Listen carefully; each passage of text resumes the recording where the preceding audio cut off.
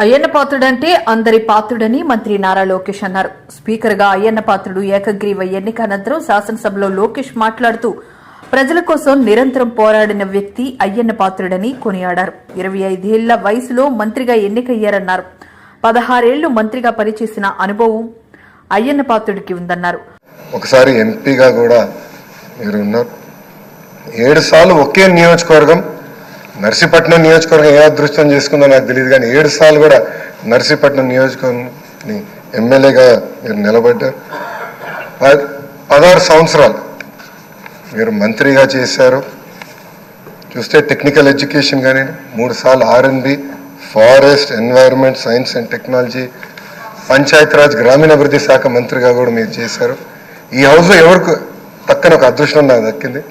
మీ తర్వాత పంచాయతీరాజ్ గ్రామీణాభివృద్ధి శాఖ మంత్రి ఏదో అవకాశం నాకు దక్కింది. ఆనాడు మీరు ప్రారంభించిన పనులని పూర్తి చేసే అవకాశం నాకు ఇచ్చారు. మీ నాయకత్వంలో 25,000 కిలోమీటర్లు సీసీ రోడ్ వేసాం, ప్రహరీ గోడలు కట్టాం, పంచాయతీ భవనాలు కట్టాం. గ్రామాలు కూడా ఆనాడు యుద్ధ ప్రాతిపదికంగా తాగునీటి పథకాలు కూడా కలిసి ఏర్పాటు చేశారు.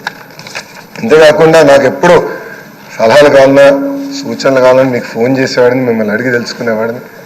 ఆనాడు పంచాయతీరాజ్ గ్రామీణాభివృద్ధి శాఖ మంత్రిగా నేను ఇన్ని పనులు చేయగలనంటే దాని వెనకాల మీరున్నారని ప్రజలందరూ కూడా తెలియజేస్తున్నాను. ఇంతేకాకుండా పెద్దలు గౌరవ ముఖ్యమంత్రి గారు చెప్పినట్లు ఆనాడు ఉత్తరాంధ్ర సృజన సమితి ఇరిగేషన్ కోసం కూడా మీరు పెద్ద ఎత్తున పోరాడారు. నాకు బాగా గుర్తు, తెలుగుదేశం పార్టీ విశాఖపట్నంలో మహానాడు ఏర్పాటు చేసుకుంటే ఎట్టి పరిస్థితుల్లో అనౌన్స్ చేయాలి అని పట్టుబట్టారు. ఆనాడు కూడా గౌరవ ముఖ్యమంత్రి గారు కూడా అనౌన్స్ చేశారు. అంతేకాకుండా పార్టీలో కూడా పాలిట్ బ్యూరో సభ్యుడిగా, సీనియర్ నాయకుడిగా నాకు ఎప్పుడూ ఒక గైడెన్స్ ఇస్తానే ఉన్నారు.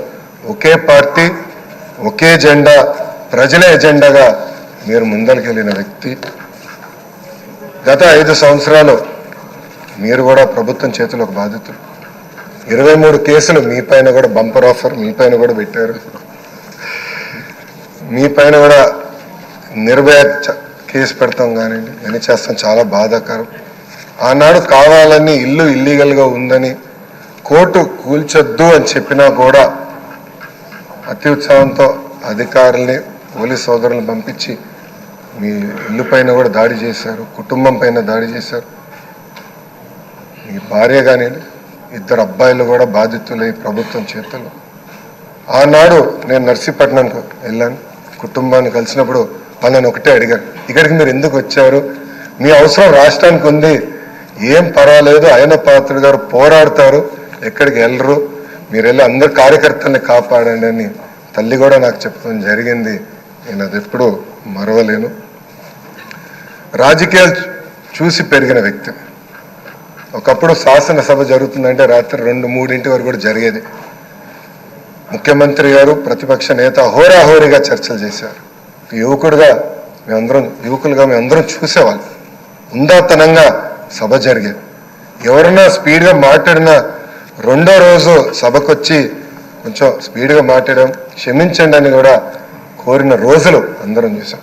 కానీ గత 5 సంవత్సరాలు అన్నీ లేకుండా పోయినాయి. ప్రజలు కూడా ఒక మాటలో చెప్పాలంటే శాసనసభని అసహించుకునే పరిస్థితి వచ్చింది. ఇది చాలా చాలా బాధాకరం. ఇక్కడ చాలామంది మొదటిసారి శాసనసభ్యులు ఉన్నారు. మీ నాయకత్వంలో నేర్చుకునేదానికి మేము ఈ హౌస్కి వచ్చాం. సభ సాంప్రదాయాలు ఏంటి, ఎలా ముందలు తీసుకెళ్ళనేది మీరు మమ్మల్ని అందరినీ గైడ్ చేయండి. యంగ్స్టర్స్గా గతంలో ఎట్లయితే సభ జరిగేదో, పెద్దలు ఎలా ఈ సభని నిర్వహించారో నేర్చుకోవాలన్న ఆలోచనతో మేమందరం ఇక్కడికి వచ్చాం. మీ ప్రోత్సాహం ఎప్పుడు మాకు ఉండాలని మిమ్మల్ని అందరినీ, అధ్యక్ష వారిని నేను కోరుతున్నాను. అంతేకాకుండా మాకు నాయకత్వం అందించండి, లీడర్షిప్ ఇవ్వండి. హౌస్ని మేమందరం మీరు చెప్పిన మాట మీద నిలబడతాం. గౌరవ ముఖ్యమంత్రి గారు మన మంత్రులు కలిసినప్పుడు మాకు చెప్పారు, ప్రతిపక్ష హోదా లేకపోయినా, ప్రతిపక్ష ఇక్కడ ఈరోజు హౌస్కి రాకపోయినా మనమే ప్రతిపక్షం అనుకోవాలి. ప్రజల తరపున నిలబడాలి, ప్రజల తరపున పోరాడాలి, ప్రజల సమస్యలు తెలుసుకోవాలి, ప్రజలు కావాల్సిన చట్టాలు మనం తీసుకురావాలని చాలా స్పష్టంగా చెప్పారు. దానికి మీ సహకారం చాలా చాలా అవసరం అని మిమ్మల్ని నేను కోరుతున్నాను. అయ్యన్న పాత్రుడు గారిపైన ఎన్ని కేసులు పెట్టినా, ఎన్ని రకాలుగా హింసించినా ఆయన ఒకే మాట చెప్పేవారు, నేను తగ్గేదే లేదనేవారు. అహర్నిశలు పోరాడేవారు. గన్నవరం సభలో కూడా మీరు ఆనాడు వచ్చి మాట్లాడితే కూడా మరుసటి రోజు మీ పైన కేసు పెట్టి నాన్ బెయిలబుల్ వారెంట్ కూడా ఇష్యూ చేస్తాం చూసాం. కానీ అయ్యన్న పాత్రుడు ఎప్పుడు తగ్గలేదు, ఎప్పుడు పోరాడితే ఉన్నారు. ఆ స్ఫూర్తిని మేము అందరం కూడా హౌస్కి తీసుకెళ్తాం. మీ దగ్గర నుంచి మేము చాలా నేర్చుకోవాల్సిన అవసరం ఉంది.